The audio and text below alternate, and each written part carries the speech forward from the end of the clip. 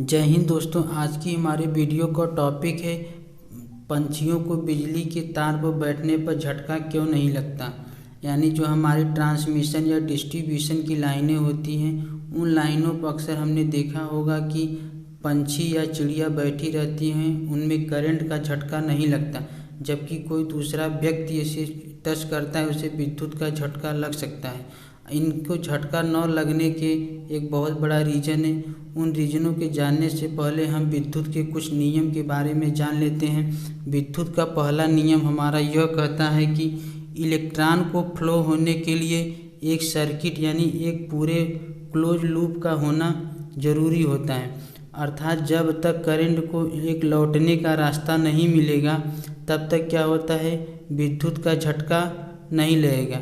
दूसरा हमारा नियम यह कहता है विद्युत को फ्लो होने के लिए हमेशा कम प्रतिरोध वाले रास्ते को ही चुनता है। अतः जिसका प्रतिरोध ज़्यादा होगा उस रास्ते को वह चुनना पसंद नहीं करता, अर्थात सबसे कम प्रतिरोध वाले रास्ते को ही चुनना पसंद करता है। मान लीजिए हमारा एक RYB लाइन है। RY पे मान लीजिए हमारी ये चिड़िया क्या हुई, बैठी है। अब क्या होती है, हमारा जो करंट है वो क्या है, चल रहा था, इन चिड़िया के दो पंजों के बीच से गुजरते हुए अगले में चला जा रहा था, यानी कम प्रतिरोध वाले रास्ते से ही क्या हुआ, वो चला जा रहा था। अब मान लीजिए जैसे ही चिड़िया का बैलेंस बिगड़ा, चिड़िया को बैलेंस बिगड़ने से क्या, चिड़िया क्या हो, अगर ये दोनों फेज में टच कर गया तो क्या हुआ, इसको लौटने का रास्ता मिला।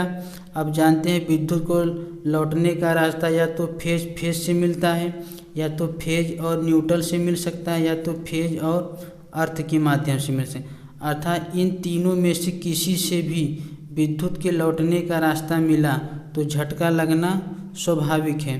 अर्थात जब तक विद्युत के लौटने का रास्ता नहीं मिले, अर्थात एक पूरा क्लोज लूप नहीं बनाएगा, उसको विद्युत का झटका नहीं लग सकता। अगर कोई व्यक्ति इस वायर को पकड़कर झूला झूले तो भी उससे करंट का झटका नहीं लग सकता। हमको अक्सर ये बचता है कि स्टूल पर खड़े होकर या अगर हमें किसी लाइन वायर को टच कर लें तो कि हमें क्या विद्युत का झटका नहीं लगता।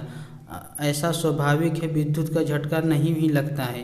तो उसमें क्या होता है, जैसे हम इस वायर को टच किए रहते हैं, टच करने से क्या होता है, हमें क्या होता है, नीचे क्या होता है, हमारा एक इंसुलेटर की भांति कार्य करता है, यानी विद्युत के क्या लौटने का रास्ता नहीं मिलता और हमारा बॉडी क्या हो जाता है, पूरा फेज हो जाता है। यानी जब तक इसको लौटने का रास्ता नहीं मिलता तब तक हमें करंट का झटका नहीं लगता।